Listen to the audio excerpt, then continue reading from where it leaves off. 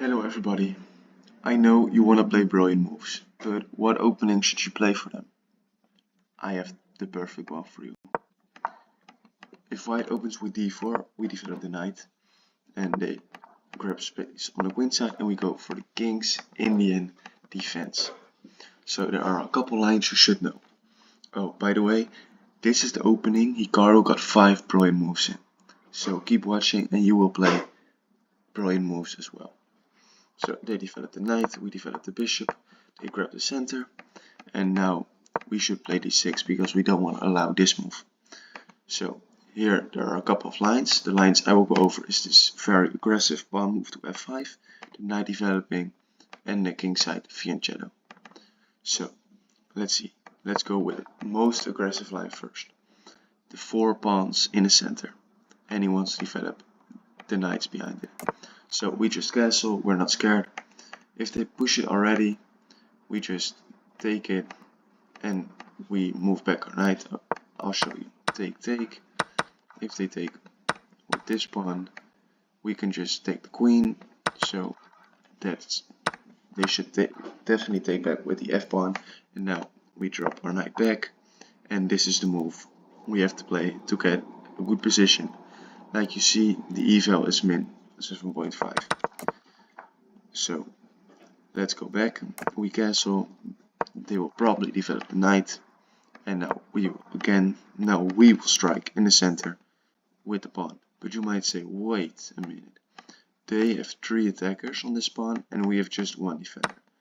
So why shouldn't they just take? If they take with this one, we again have the problem. We can take their queen and have a good position. Because if they take back with the knight, we can take in the center, and if they take back with the king, like I'll show you, we can play knight to g5, winning back this pawn and also threatening a fork. So now they have to either move the king again, and we still win back our pawn, we develop the bishop, and it's just a bit, and we just put a lot of pressure. So they might say, but I take with the knight and I keep my 3 pawns in the center, my knight is active, but there's this move c5 undermining everything. So if they take, we still can take the queen, but probably they will push, which is the best move. Now we play rook to e1, attacking this knight, and if they just move back, we win the pawn in the center with a very clear advantage because their king is in the center and our king is very safe. But if they play this bishop move, we have the move knight takes e4, but I like this move knight h5, attacking the bishop. And they cannot really go anywhere with the bishop, because if they go anywhere, they drop the knight in the center, and if they just drop back, we take, and win a piece. So that's a very nice line. So this just gives them a position. They will have to play maybe a move like this, but now we just take the pawn over here. So the main line is taking first and then playing d5. But here we still have a good position. We can just develop the bishop, rook to e1, c6, maybe chipping away at the center, developing the knight, go to the square, defending the b4 pawn break with the a pawn, getting the queen out to a5 after we play c6. Very nice position. But let's see at the more common line, the knight coming out. Now we castle again, they might develop the bishop, and now we strike in the center again. There are 2 moves, actually 3. They can develop the bishop, but this doesn't change anything for us because we can just take and develop our knight with a tempo. They have to drop back. Now we pin the knight and we play rook e1. The queen comes up and we try to play f5 in the future. But I will tell you more about the f5 break in the push variation. So the bishop e3 move is not something to be scared of. Oh, I'm sorry. So that's why they should push is the best line, but I'll first go over taking, which is an equal line but a bit boring. So in this position they might play h3, stopping the bishop, but probably a lot of them. I'm sorry, we'll just castle, and after castle we can pin the knight to the queen. They can play something like this, just developing, but that loses the bishop, so they will have to go to this move, this square, and now we can just develop the knight, or the computer even says that we should take this one, and then because it's overloaded, so they have to take back, and this damages their pawns and gives us a very nice position. So that's the take variation. Also, you have the idea of playing queen e2 and rook d1, trying to attack the queen in the center. But let's go over the most challenging line, d4. Here we have a couple of plans. First, we might want to develop the bishop and pin it, and after h6 we might take the knight, because the knight is in a northern piece.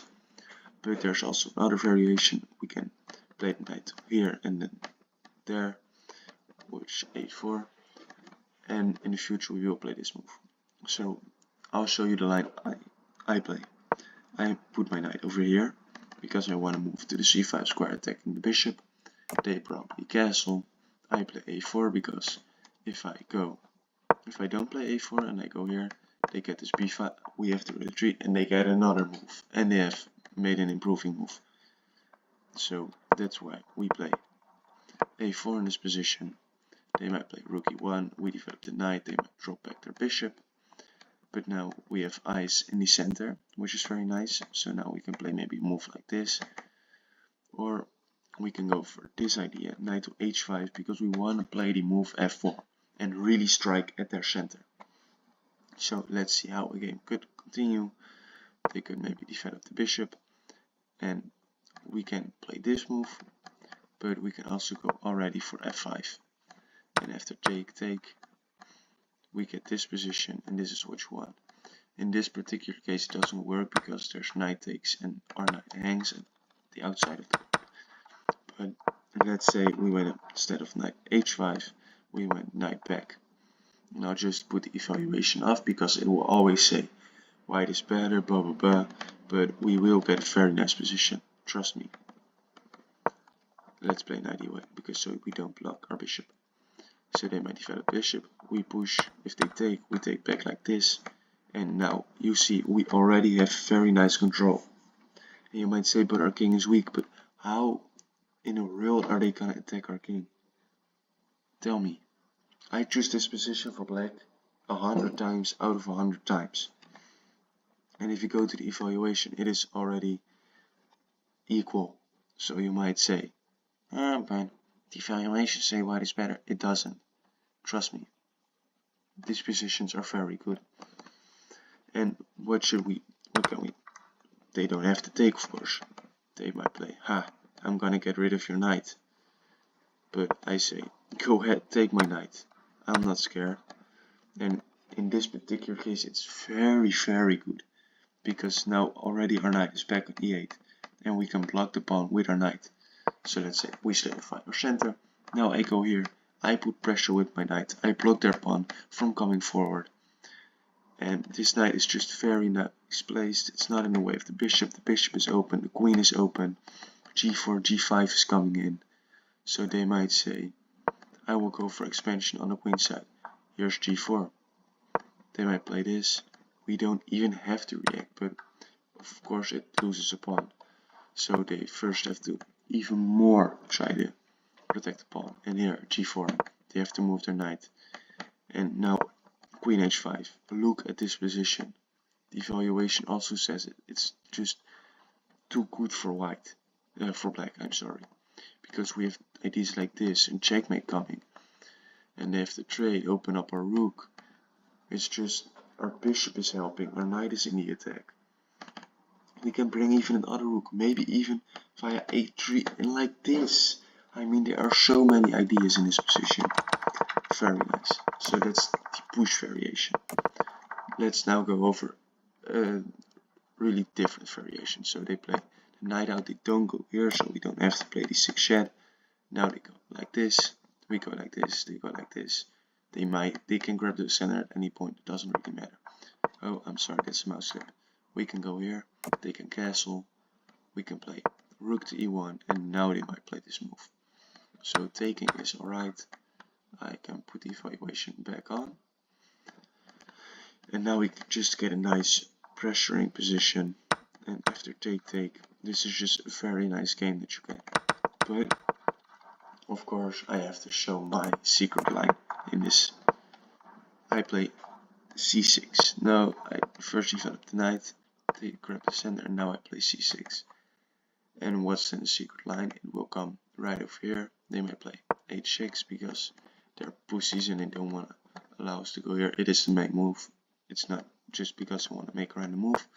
And now we play the queen to a4, putting pressure. And you're shocked by how many people want to play this and just lose their knight in one move. I've even seen people, I don't know if I've seen grandmasters, but especially in Blitz, international masters also blunder their knight on this card because it's so natural to play b3 in this position. So queen a4. But you might say, okay, what if they just go here? We can, oh no, I'm sorry, we can maybe even go here. And we threaten both pawns. Now they can play b3, but we can even retreat and there's nothing wrong with this.